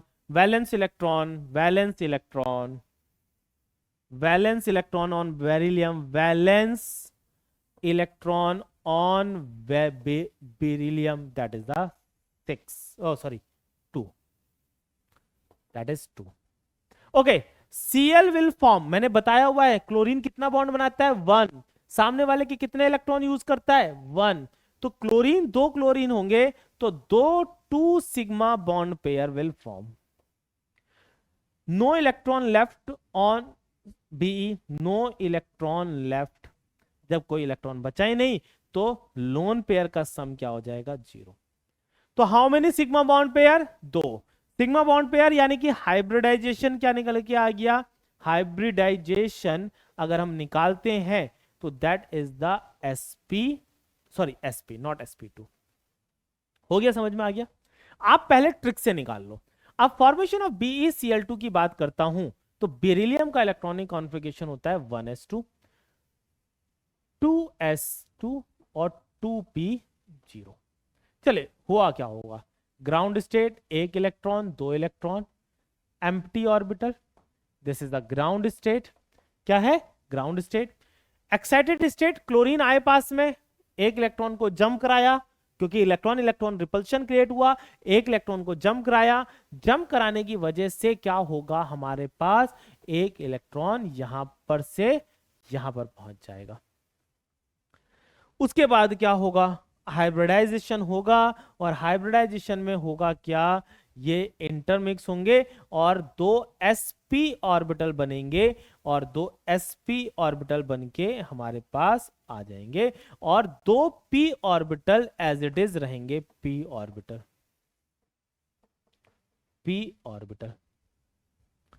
sp ऑर्बिटल में जो इलेक्ट्रॉन है, 1 और 1 डिस्ट्रीब्यूट कर दीजिए, और हमारे पास जो भाई साहब ये जो Cl है, Cl will come and will make the bond. और अगर हम बात करते हैं इसके स्ट्रक्चर की, तो इसका स्ट्रक्चर बन के आएगा Be, एक Cl और एक Cl, Be, एक Cl और एक Cl। ये जो Cl बॉन्ड बन के आया है, ये बनेगा सिग्मा sp। इधर की तरफ से कौन सा ऑर्बिटल यूज हो रहा है? sp, और Cl की तरफ से यूज होता है p ऑर्बिटल, क्योंकि सिग्मा क्लोरीन का जो वैलेंस इलेक्ट्रॉन है वो p ऑर्बिटल में अवेलेबल है। आगे आपको BeCl2 समझ में आया? What is the hybridization on this carbon? That is the sp hybridization. उम्मीद करता हूं समझ में आया होगा। ये आपके स्कूल एग्जाम के लिए भी बड़ा इंपॉर्टेंट है, इस तरीके से रिप्रेजेंटेशन। अगर हम आगे बात करते हैं, हमारे पास एक आता है ट्राइगोनल और sp2 हाइब्रिडाइजेशन। चलिए, एक s हमने क्या करा? 1s, एक s, एक p, एक और p मिक्स करे और 3 नए ऑर्बिटल बने, दिस और दिस। सबको समझ में आया? ये तीनों ऑर्बिटल अगर एक साथ होंगे तो कैसे दिखाई देंगे? वो कुछ ऐसे दिखाई देंगे। चलिए आइए बात करते हैं। मैंने क्या करा? मैंने एक एग्जांपल पिक किया हुआ है, दैट इज द तीनों एक साथ जो है वो मैंने आपको ये फिगर दिखाया। इस फिगर में इस तरीके से तीनों एक साथ नजर आएंगे। अगर मैं एक अनदर एग्जांपल पिक करता हूं, हाइब्रिडाइजेशन BeCl3 का। किसका लिया मैंने एग्जांपल बच्चों? BeCl3। पहले ट्रिक से निकाल देता हूं। BeCl3 नहीं, BeCl3। हाँ, BeCl3। भाई boron, how many valence electron? 3। How many valence electron? 3। Okay, Cl, 1 Cl will form the 1 bond, और एक इलेक्ट्रॉन, एक बॉन्ड बनाने में बोरोन का भी एक इलेक्ट्रॉन और खुद का भी एक इलेक्ट्रॉन, दोनों एक एक इलेक्ट्रॉन शेयर करेंगे।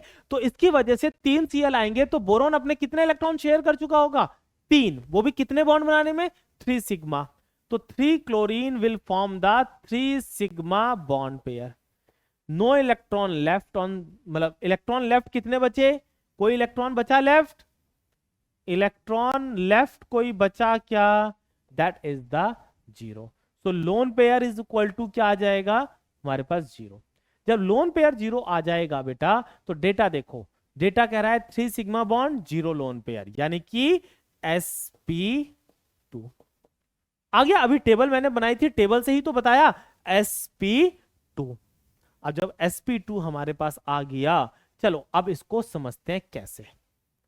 Boron electronic configuration 1s2 2s2 2p1।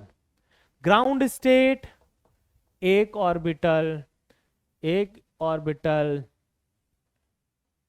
एक इलेक्ट्रॉन, दो इलेक्ट्रॉन, एक इलेक्ट्रॉन।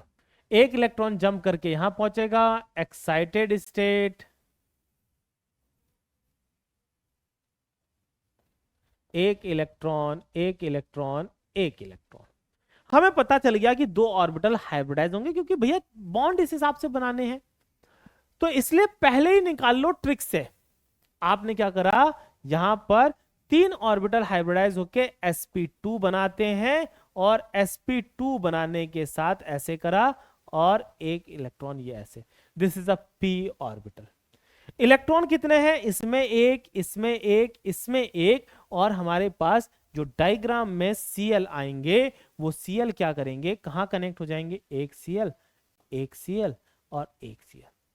Cl का वैलेंस इलेक्ट्रॉन कौन से उसमें है, p ऑर्बिटल में, तो जो अनपेयर्ड वैलेंस इलेक्ट्रॉन है वो आके यहां पर शेयरिंग करता है। कैसे भैया, ऐसे, इस तरीके से दिखाई दे रहा है। किस तरीके से मैंने बनाया भैया, 3 यहां पर मतलब बोरोन के वो थे, तो हमारे पास जो स्ट्रक्चर बन के आया, वो जो स्ट्रक्चर बन के आता है बेटा, वो क्या बन के आता है, बी, और ये अगर हम बात करते हैं तो Cl, Cl और Cl, और this is known as a sigma sp2p bond. Hybridization क्या निकल के आया बोरोन पर, दैट इज द sp2। आया समझ में भाई, वही एटम हाइब्रिडाइज होगा जिसको जरूरत है।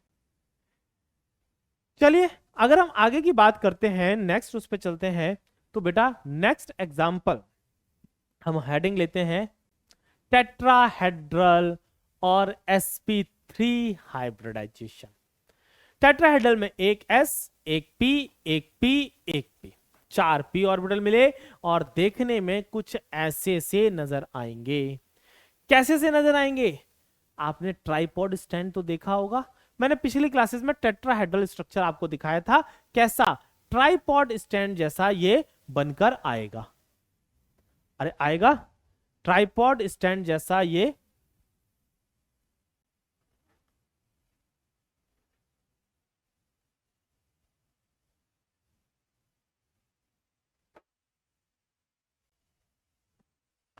अगर हम हाथ में स्ट्रक्चर बनाए तो कुछ इस तरीके से बन के आएगा। देख रहे हैं आप, आपको पास ऐसा ये ट्राइपॉड स्टैंड जैसा बन के आ गया। क्लियर, तो ट्राइपॉड स्टैंड जैसा कुछ स्ट्रक्चर बन के आएगा। चलिए हम इसमें बात करते हैं आगे कि आगे कैसे इसमें है, क्या बॉन्डिंग कैसे बनती है, फॉर्मेशन। ये इन्होंने बनाया हुआ है sp3 के 4 ऑर्बिटल, sp3 हाइब्रिडाइजेशन। अच्छा एक पॉइंट पीछे रह गया, अगर हम पीछे वाले में बात करते हैं sp2 में, sp2 में तो percentage of s character, percentage of s character कितना निकल के आएगा भाई, 3 ऑर्बिटल मिक्स हो रहे हैं उसमें से एक s है, कितना आएगा 33.33%।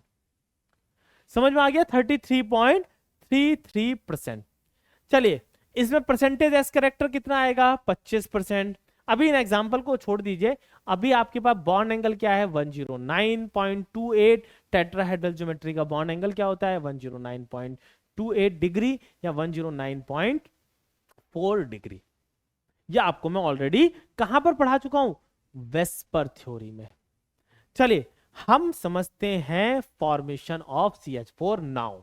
वैसे तो मैं ऑलरेडी समझा चुका हूं formation of CH4, once again अगर हम इसको समझते हैं, फॉर्मेशन ऑफ CH4। पहले trick, carbon how many valence electron 4, hydrogen will make 1 bond, तो 4 हाइड्रोजन है, तो these 4 hydrogen will form the 4 sigma bond pair. और जब सिग्मा बॉन्ड पेयर बनाएगा तो हमारे पास क्या करेगा सिग्मा बॉन्ड पेयर, भाई एक एक इलेक्ट्रॉन तो सेंट्रल एटम का ले लेगा, यानी कि कार्बन का एक एक इलेक्ट्रॉन जब सेंट्रल एटम का ले लेगा तो कार्बन पे इलेक्ट्रॉन कितने बचे, कोई नहीं बचा। तो लेफ्ट इलेक्ट्रॉन कितने हो गए, 0। जब हमारे पास लेफ्ट इलेक्ट्रॉन बचे 0 बचे, तो हाँ जी लेफ्ट इलेक्ट्रॉन हमारे पास 0, तो लोन पेयर 0। ये दो डेटा हमारे पास इंपॉर्टेंट है। तो इस डेटा की वजह से हाइब्रिडाइजेशन क्या निकल के आया, sp3। हमें पहले ही पता चल गया हाइब्रिडाइजेशन क्या है, sp3 है। चलिए हाइब्रिडाइजेशन sp3 है तो carbon 1s2 2s2 2p2, ground state एक इलेक्ट्रॉन दो इलेक्ट्रॉन, एक इलेक्ट्रॉन दो इलेक्ट्रॉन। चलिए हमारे पास जब इस तरीके से देखते हैं तो ग्राउंड स्टेट के बाद, हाँ अब हमारे पास क्या हो जाएगा, अगर हमने ग्राउंड स्टेट देख लिया तो एक्साइटेड स्टेट,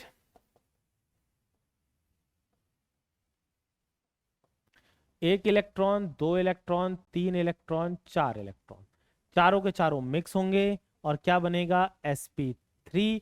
और sp3 में क्या बन के आएगा बच्चों, चार नए ऑर्बिटल बन के आएंगे, एक इलेक्ट्रॉन एक इलेक्ट्रॉन एक इलेक्ट्रॉन एक इलेक्ट्रॉन।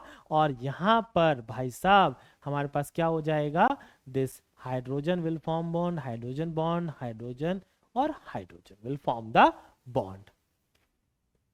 पॉइंट क्लियर हो गया, hydrogen will form the bond. समझ में आया, आपके पास वही टेट्राहेड्रल डायरेक्शन पे सारे के सारे कनेक्टेड होंगे, यानी कि कार्बन हाइड्रोजन हाइड्रोजन हाइड्रोजन और हाइड्रोजन। अच्छा what is the name of this bond, क्या नाम है इस बॉन्ड का, दिस इज सिग्मा sp3 और s बॉन्ड। क्या नाम है, सिग्मा sp3s बॉन्ड। हाइब्रिडाइजेशन समझ में। चलिए बच्चे एक अनदर एग्जांपल लेते हैं। हमने लिया हाइब्रिडाइजेशन इन अमोनिया।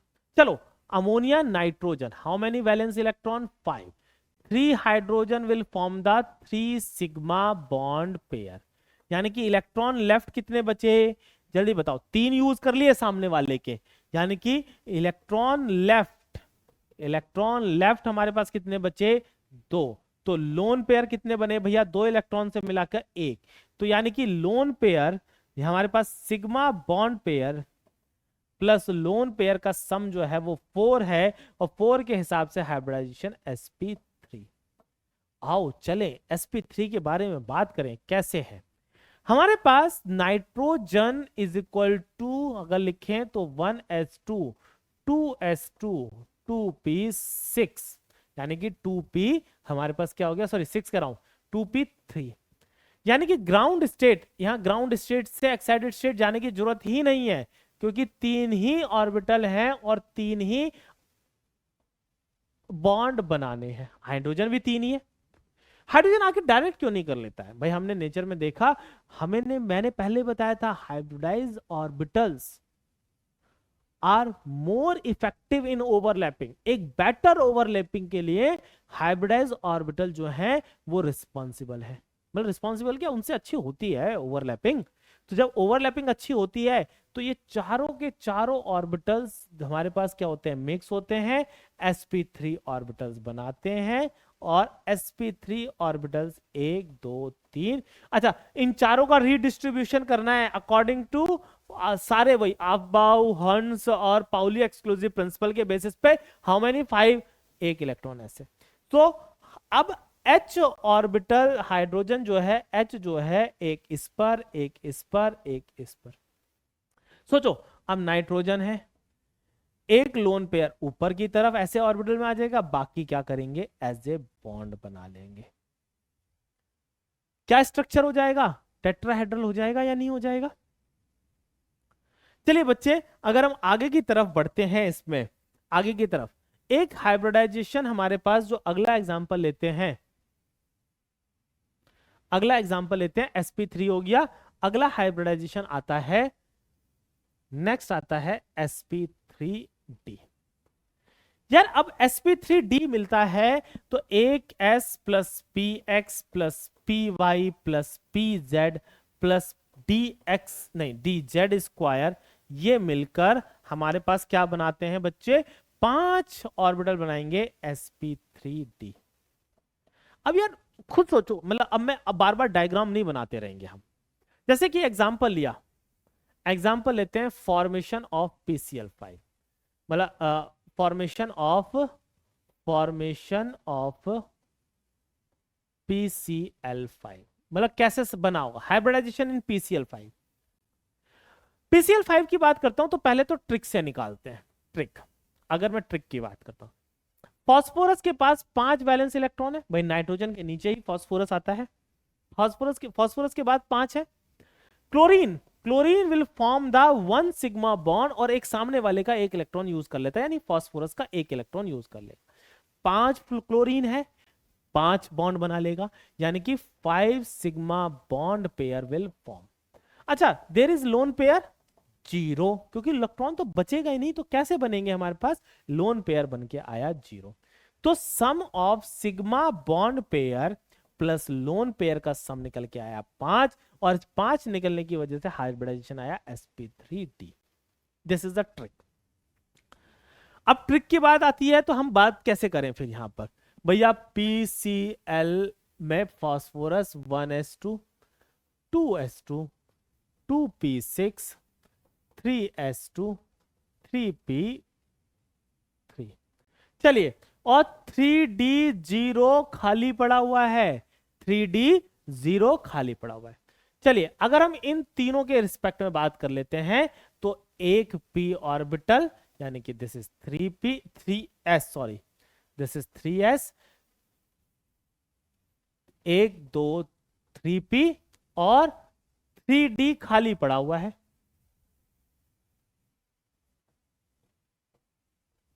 3d है या नहीं है खाली पड़ा हुआ, बिल्कुल पड़ा हुआ है। 1 इलेक्ट्रॉन 2 इलेक्ट्रॉन 1 2, और हमारे पास क्या हो जाएगा 3।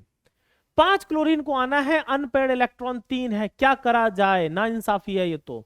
चलो, इंसाफ दिलाने के लिए 1 इलेक्ट्रॉन को जंप करा दिया, this is the ground state. फिर एक्साइटेड स्टेट में बन के आएगा एक p ऑर्बिटल, फिर देन हमारे सॉरी एक s orbital, then p orbital, then d orbital. तो 1 इलेक्ट्रॉन 2 इलेक्ट्रॉन 3 इलेक्ट्रॉन 4 इलेक्ट्रॉन 5। मैंने पहले ही पता लगा लिया था कि ये भैया sp3d है। 5 क्लोरीन आए सेम इन्वायरमेंट देने के लिए, पांचों के पांचों को हाइब्रिडाइज कर देगा। जब पांचों के पांचों को हाइब्रिडाइज कर देगा तो क्या होगा हमारे पास, जल्दी बताइए। 5 नए, पहले हम लिखेंगे sp3d ऑर्बिटल बनेंगे, और ये कौन से 5 बनेंगे, ये बनेंगे 1 2 3 4। ये d ऑर्बिटल नहीं है कि 5 d ऑर्बिटल, समझो d ऑर्बिटल बचे रह जाएंगे।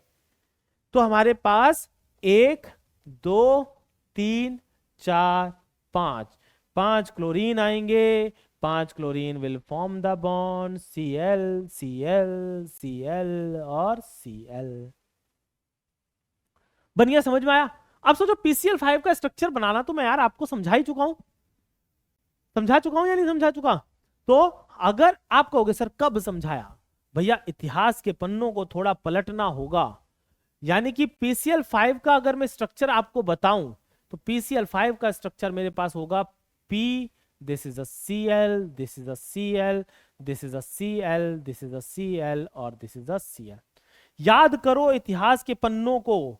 और this bond is a axial bond, और this is the equatorial bond.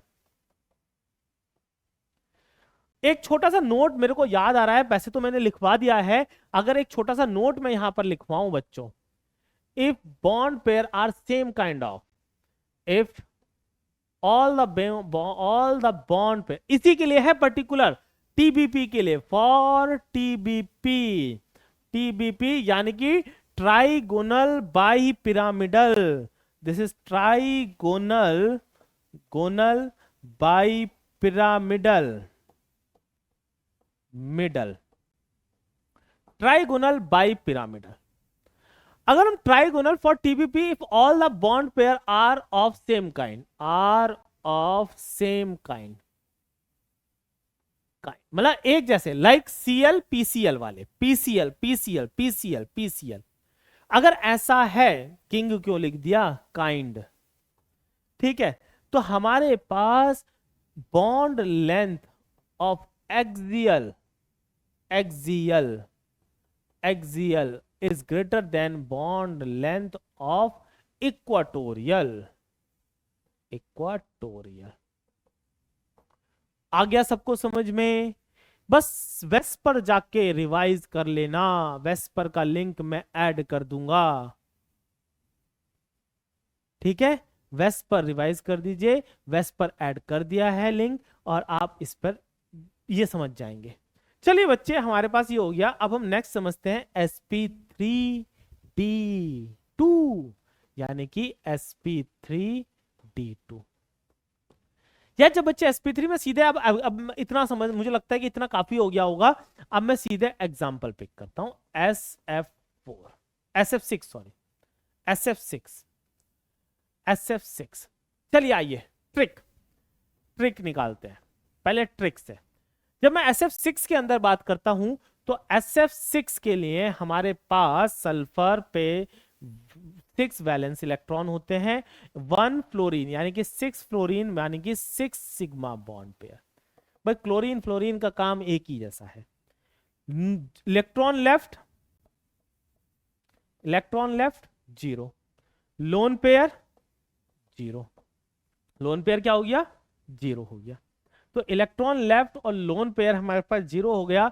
तो hybridization sigma bond pair plus lone pair का सम क्या हो जाता है, 6। तो हाइब्रिडाइजेशन sp3d2, sp3d2। आओ समझ लेते हैं थोड़ा सा। Sulphur electronic configuration 1s2 2s2 2p6 3s, नहीं 2p6, हाँ 2p6 3s2 3p4, यानी कि 3d0। भैया खाली है हमारे पास d ऑर्बिटल। तो s 1 2 p 1 2 3 और 4, d खाली पड़ा हुआ है, this is d, this is p। एक इलेक्ट्रॉन जंप कराओ, दूसरा इलेक्ट्रॉन जंप कराओ, क्या बन के आएगा, हमारे पास बन के आएगा 1 2, और यहां पर हमारे पास बन के आएगा 1 2 3 4। एक इलेक्ट्रॉन, दूसरा इलेक्ट्रॉन, तीसरा इलेक्ट्रॉन, चौथा, पांचवा। अरे छठा तो हम बनाना भूल ही गए। यस, तो बेटा अब मुझे पहले से ही पता है sp3d। अब लॉजिक भी सोच लो, 6 फ्लोरीन आए, 6 फ्लोरीन को जरूरत क्या है, हमारे पास 6 फ्लोरीन आए होंगे, तो 6 फ्लोरीन क्या करेंगे, आप खुद ही सोच के बताइए। 6 फ्लोरीन को 6 हाफ फिल्ड ऑर्बिटल चाहिए, तो मैंने 6 क्रिएट करे और इनको मिक्स कर देते हैं, और ये बन के आएंगे बेटा sp3d2, और ये बन के आएगा 1 2 3 4 और पांचवा छठा। 1 इलेक्ट्रॉन, 2 इलेक्ट्रॉन, 3 इलेक्ट्रॉन, 4 5 और 6। देन एक एक फ्लोरीन यहां पर लग जाएगा। This is the fluorine, this is the fluorine, this is the fluorine, this is the fluorine. आइए इसके स्ट्रक्चर की बात कर लेते हैं। अगर इसके स्ट्रक्चर की बात करता हूं बेटा, तो हमारे पास क्या होगा, देखो सल्फर, ऐसे पहले डॉट डॉट बनाइए, एक स्क्वायर सा सल्फर, एक सिंगल बॉन्ड, एक सिंगल बॉन्ड, एक सिंगल बॉन्ड, एक single bond, fluorine fluorine, F F F F F. आया समझ में? चलिए हमारे पास ये वो बन गया, this structure is octahedral. Octahedral, और ऑक्टाहेड्रल के बारे में सारी बात कहाँ कर चुका हूं, वेस्पर। यानी कि वेस्पर वाला लेक्चर समझ लो कितना ज्यादा इंपॉर्टेंट है, ये मैं आपको कितनी बार बताऊं वो कम है। पॉइंट क्लियर हो गया, वेस्पर को समझिए। इसी सिमिलर वे में sp3d3 तक पहुंचेंगे। अब राइट नाउ एक मैं अनदर हेडिंग लेके चलता हूं, हाइब्रिडाइजेशन इन हाइड्रोकार्बन। हाइब्रिडाइजेशन, हाइब्रिडाइजेशन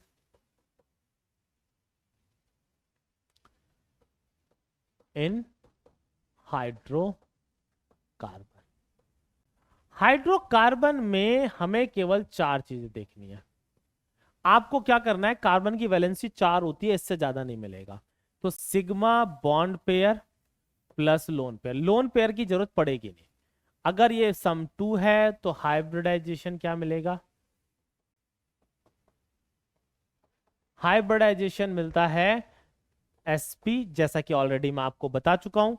3 है sp2 और 4 है तो sp3। बट इससे ज्यादा हाइड्रोकार्बन वाले केस में जरूरत पड़ेगी ही नहीं। ठीक है, इससे ज्यादा हाइब्रिडाइजेशन वाले केस में जरूरत पड़ेगी ही नहीं। चलो कुछ एग्जांपल पिक करते हैं। मैंने एग्जांपल लिया CH4, यानी कि स्ट्रक्चर इसका बनता है H H H और H। लोन पेयर की जरूरत है ही नहीं, सोचो ही मत। Sigma bond pair 4 sigma bond pair, इस पे कितने हैं, तो यानी हाइब्रिडाइजेशन sp3। क्लियर। एक एग्जांपल और लेता हूं, चलिए। C single bond C H H H H H H। Yes, इस कार्बन पे हाउ मेनी सिग्मा बॉन्ड, 1 2 3 4, यानी कि ये हो जाएंगे sp। अच्छा, इस पर कौन सा, आप कहोगे सर ये काउंट हो लिया, दोबारा काउंट करेंगे या नहीं करें। बेटा उस कार्बन पे बॉन्ड काउंट करने, उससे मतलब नहीं है कि कितने उनके शेयरिंग वाले हैं, कितने अलग हैं। इस कार्बन पे 1 2 3 4, यानी कि sp3। चलो बेटा एक एग्जांपल और लेते हैं। If I am taking one more example, मैंने लिया एग्जांपल C2H4 का। C2H4 का स्ट्रक्चर बनता है C double bond C H H H H। यानी कि इस कार्बन पे अगर मैं हाइब्रिडाइजेशन की बात करता हूं तो देखो ध्यान से, एक सिग्मा पाई, एक सिग्मा है एक पाई है, एक sigma 3 sigma bond, hybridisation sp2। इस पे निकालते हैं, एक सिग्मा एक पाई, सिग्मा सिग्मा, यानी कि 3 सिग्मा बॉन्ड पेयर। यानी क्या निकल के आएगा, 3 sigma bond pair. Lone pair की बात करनी ही नहीं होती कार्बन के अंदर, अगर कभी जरूरत पड़ेगी तो देखेंगे। एक सिग्मा बॉन्ड पेयर हमारे पास, तो हाइब्रिडाइजेशन sp2। चलिए एक अनदर एग्जांपल लेते हैं। अनदर एग्जांपल, अच्छा इसे बोलते हैं इथीन, इसे बोलते हैं मिथेन। क्या बोलते हैं बेटा, मिथेन। और इसे बोलते हैं, this is known as a C2H6, this is ethane. क्या बोलते हैं, इथेन। इसे क्या बोला जाता है, इथेन। अगर हम आगे की तरफ बात करते हैं तो एक एग्जांपल लेते हैं C2H2, this is ethyne, ethyne. क्या बोलते हैं, इथाइन। तो C triple bond CH, C तो गायब हो गया, C ट्रिपल बॉन्ड CH। क्या निकल के आएगा हाइब्रिडाइजेशन, इस पे कितना है, एक सिग्मा एक सिग्मा, इस पे 2 पाई होंगे। ट्रिपल बॉन्ड पे एक सिग्मा 2 पाई होते हैं, मैंने आपको ऑलरेडी बता चुका हूं। तो how many sigma, 2 sigma bond pair और 2 सिग्मा बॉन्ड पेयर हैं। तो हमारे पास, जल्दी बताइए, हाइब्रिडाइजेशन दिस इज sp। इस पर हाइब्रिडाइजेशन sp, एक सिग्मा 2 पाई है यहां पर, तो कितने सिग्मा हो गए कार्बन पे, 2। चलो एक कंपाउंड ले लेते हैं, एक कंपाउंड हमने रैंडम पिक कर लिया। एक एग्जांपल लेता हूं, और मैंने एग्जांपल पिक करा है C double bond C triple bond C। इधर मैंने कर दिया CH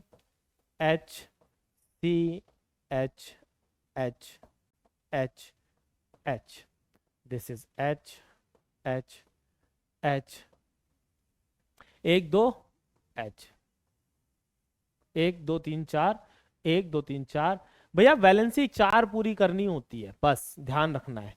क्या करना है, 4 पूरी वैलेंसी करनी है। अच्छा, हाउ मेनी सिग्मा, अगर इस पे काउंट करोगे तो सिग्मा निकल के आ रहा है 1 2 3 4, sp3।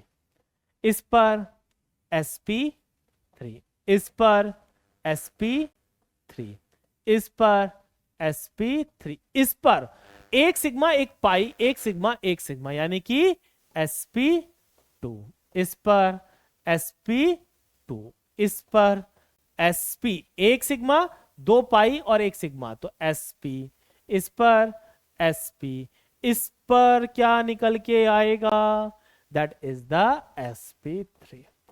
That's all. हाइड्रोकार्बन में भी निकालना सीख लिया, कितना आसान है निकालना। अच्छा खास बात, ये जितना भी मैं यहां पर लिख रहा हूं एज ए पीडीएफ आपके पास डिस्क्रिप्शन में अवेलेबल होगा, बस जाइए क्लिक करिए, नोट्स ले जाइए। देख रहे हो कितनी फैसिलिटी अवेलेबल है, आओ बस क्लिक करो, एक क्लिक की दूरी, सारा डेटा आपके पास। पॉइंट क्लियर हो गया। चलिए राइट नाउ बच्चे हम चलते हैं, अब बस हो गया, दैट्स ऑल। अगला हम करते हैं क्वेश्चंस की तरफ। The two types of orbitals that can undergo hybridization, मैंने बोला था आगे पीछे वाले, क्या 1s और 2p जा सकते हैं, नहीं, 1s 2s और 2p, इनके बीच में एक ऑर्बिटल आ गया, नहीं। 2s और 3p, भाई 2s 2p 3s 3p, इनके बीच में दो ऑर्बिटल आ गए, नहीं, ये भी नहीं। 3s और 3p, यस, 3s और 3p, आगे पीछे वाले ऑर्बिटल हाइब्रिडाइज हो सकते हैं, इंटरमिक्स हो सकते हैं, यस, जा सकते हैं। अगर हम अगले उस पे बढ़ते हैं तो yes, the right answer is C. चलिए राइट नाउ एक अनदर क्वेश्चन करते हैं। The d orbitals involve in sp3d hybridization, मैंने अभी आपको बताया था कौन सा ऑर्बिटल इन्वॉल्व होता है, ये dz², समझ में आया, dz²। चलिए बच्चे, the right answer is dz²। Okay, तो क्लास हमारी यहीं पर एंड होती है। आपको करना क्या है, sigma bond pair plus lone pair का सम निकालना है, उसके हिसाब से रिस्पेक्टिव हाइब्रिडाइजेशन निकालना है, और आपको वेस्पर थ्योरी रिवाइज करनी है सो दैट कि हाइब्रिडाइजेशन यानी कि sigma bond pair plus lone pair का सम निकालना आसान हो जाए। बस इतना था हाइब्रिडाइजेशन, जो कि हमारा वीबीटी से कनेक्ट होता हुआ आया है। चलिए बच्चे, आज की क्लास हम यहीं रोकते हैं। वीडियो आपको अच्छी लगे तो प्लीज लाइक करिए, शेयर करिए और सब्सक्राइब करिए। Thank you very much.